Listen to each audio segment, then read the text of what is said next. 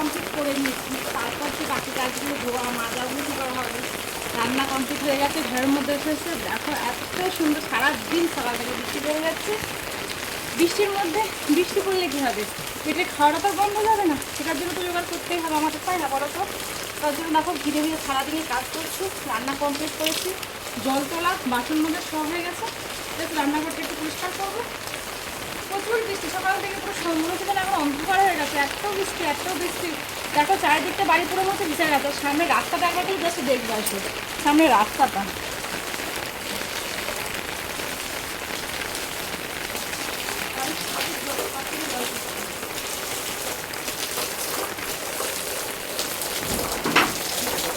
ও বাবা, রাস্তা নিয়ে সমুদ্র হয়ে গেছে একবারে, ও সমুদ্র।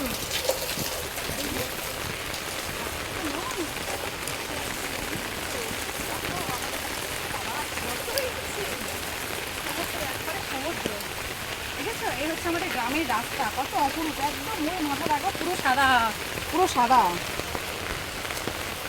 এই হচ্ছে আমাদের গ্রামের রাস্তা, মানুষ আছাড় খেতে খেতে আছাড় খেতে খেতে যাবে। দেখেছো গ্রামের রাস্তা, এটাই হচ্ছে আমাদের গ্রাম।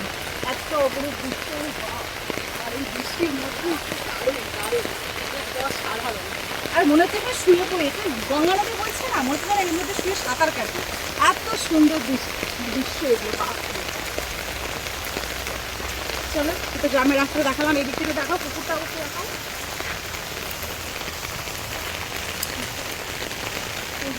পুকুরটা দেখো, পাখির পুকুরটা একটু অবস্থা, পচা জল সবটুকুই যাচ্ছে।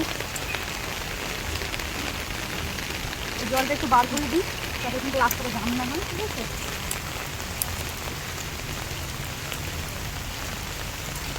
জলটা যাতে বেরিয়ে যায় পুকুরের মধ্যে।